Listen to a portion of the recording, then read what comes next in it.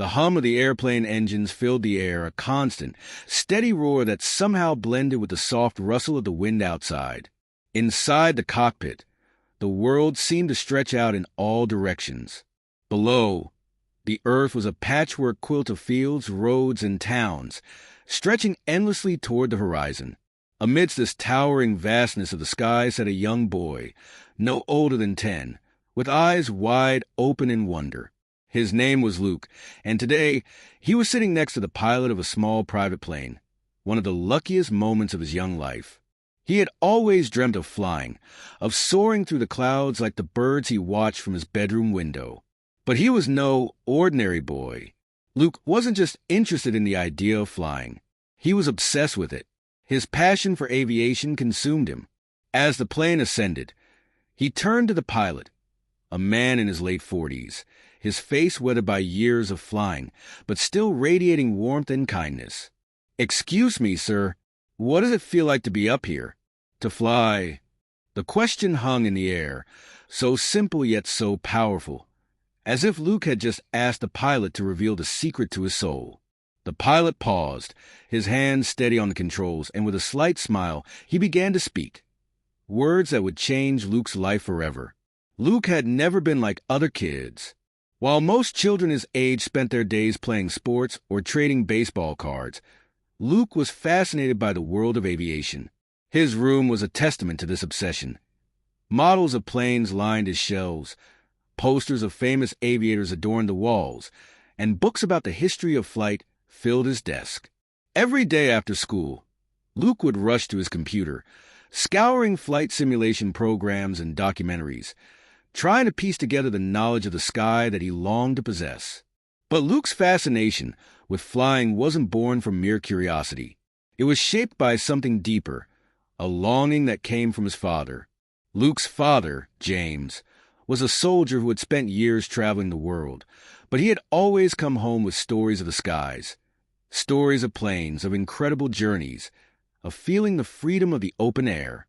Unfortunately, those stories were short-lived.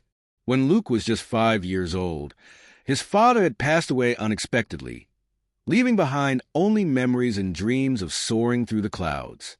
The loss was a heavy one for young Luke, and it only fueled his passion to follow in his father's footsteps. He wanted to understand what his father had experienced up in the sky, to feel the same rush of wind, the same sense of freedom. His mother, though loving and supportive, couldn't quite understand her son's obsession with aviation, but she tried her best to encourage him in every way she could. Luke's world became smaller after his father's passing. He'd dream of flying at night, wake up with his mind full of questions, and spend hours staring at the sky, wishing he could somehow break free from the limitations of the ground below. He was often seen with his nose pressed against the glass of the local airport, watching the planes take off and land, longing for the day when he would be up there among them. But little did he know, a chance encounter in the unlikeliest of places would soon give him the one opportunity he had only dreamed about. It was an ordinary Saturday afternoon when Luke's world began to shift. The sky was clear, the sun high in the sky, casting its warm golden light over the landscape. Luke was standing near the local airport fence, staring through the chain links at a small plane parked nearby, waiting to take off. He'd watched it land earlier and had been unable to tear his eyes away from its sleek form. As he gazed longingly, a familiar voice interrupted his thoughts. It was Mrs. Jenkins, his mother's best friend, a kind woman in her 60s who had always taken an interest in Luke's dreams. "Hey there, Luke. What are you staring at so intently?" she asked, her voice full of warmth. Luke glanced up, his face lighting up with excitement. "It's the plane, Mrs. Jenkins. I've always wanted to fly in one of those." Mrs. Jenkins chuckled, shaking her head with a smile. "Well, why don't you ask someone about it? I'm sure someone here can help you." Luke's heart raced. He wasn't sure how he would even approach someone, but the idea of finally speaking to a pilot, of asking someone who lived his dream, was too tempting to pass up. And so, with Mrs. Jenkins encouraging him, Luke gathered the courage to walk up to the man standing by the plane. His heart beat faster as he approached the pilot, who was inspecting the plane before preparing for the next flight. The pilot, a tall man with salt and pepper hair and a strong, confident demeanor, looked down at Luke. "What can I do for you, young man?" he asked kindly. Luke opened his mouth, but the words didn't come out at first. His mind raced with a million questions. How could he ask a man who had lived his dream the right questions? But then, he simply asked what had been on his heart for so long. "Excuse me, sir, what does it feel like to fly? To be up there, above everything?" The question hung in the air, a simple one that carried a world of longing with it. The pilot paused, his expression softening as he considered Luke's earnestness. "Well," the pilot began, "flying is not just about the feeling of the wind or the view from the clouds. It's about freedom. Freedom from the earth. Freedom from the boundaries we live within. It's the kind of freedom that lets you see the world for what it really is, not just what it seems to be from the ground." Luke's eyes widened, his heart racing. He wasn't sure why, but the pilot's words struck a chord deep within him. They resonated with everything he had ever imagined about flight, but hearing it from someone who lived it felt like a revelation. The pilot paused for a moment, then glanced at the small crowd of onlookers. A few other people were gathered nearby, watching curiously, but it was clear that Luke had caught the pilot's attention in a way that no one else had. "Let me tell you something," the pilot continued, his voice lowering as if he was sharing a secret. "When you're up there flying, the world is different. It's not about the view, though that's spectacular. It's not about the wind against your face. It's about something more, something deeper." Luke leaned in, captivated by every word. He didn't want to miss a single syllable. "The first time I flew," the pilot said, his voice carrying a tone of nostalgia, "I thought I was simply breaking free of gravity. But soon enough, I realized I was breaking free from myself, from the limits I had imposed on my own dreams. And that, young man, is what makes flying so special. You're no longer bound by what's below. You see the world as it truly is, limitless, vast, beautiful.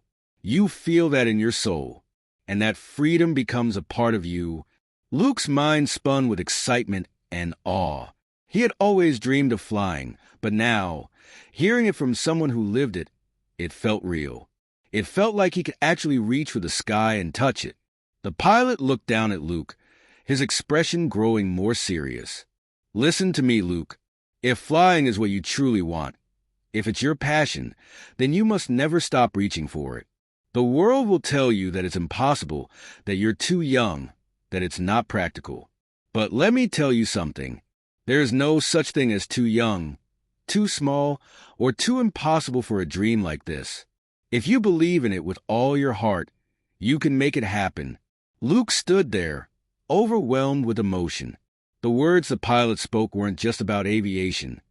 They were about life, about fighting against the odds, about never giving up on what you truly believe in. As the pilot continued his pre-flight checks, Luke's mind raced. He had just received the most powerful lesson of his young life. He wasn't just going to dream about flying. He was going to make it happen. The pilot finished his preparations, the plane's engines roaring to life as the crowd began to disperse. But Luke couldn't move. He stood frozen, staring at the plane as it began to taxi toward the runway. "Hey, Luke," the pilot called, noticing the boy still standing there. "Are you ready to see something?" Luke blinked, unsure of what was being offered. The pilot gestured to the passenger seat. "Come on up. You've got a front row seat to the sky. I'll show you what I mean by freedom." Luke's eyes widened in shock. "Wait, really?" The pilot smiled. "Yes, really. Let's go see the world from up there." With heart pounding in his chest, Luke climbed into the plane, taking his seat beside the pilot. As they took off into the sky, Luke looked out at the vastness stretching before him. It was as if the world had opened up, and for the first time in his life, he felt like he could reach for it all. The plane soared higher, and for a brief moment, Luke could almost feel his father beside him, as if their shared dream was finally coming true. As the plane touched down a short time later, Luke's mind was buzzing with excitement, his heart filled with hope and determination. He had felt it. He had felt the freedom the pilot had spoken about. He had flown, and the sky was no longer just a dream. The pilot turned to him with a smile. "What did I tell you? The sky's the limit. And now, you've got the world at your feet." Luke looked out the window, seeing the world from a new perspective. It wasn't just a place. It was a challenge, a goal, an opportunity waiting to be seized. "Thank you," Luke said, his voice thick with emotion. "You've given me more than just a flight today. You've given me a future." And as Luke climbed out of the plane and walked back toward his mother, he knew one thing for certain. Nothing, not even the sky, could hold him back from his dreams. If this story inspired you, don't forget to like, share, and comment below. What's your biggest dream, and how are you planning to chase it?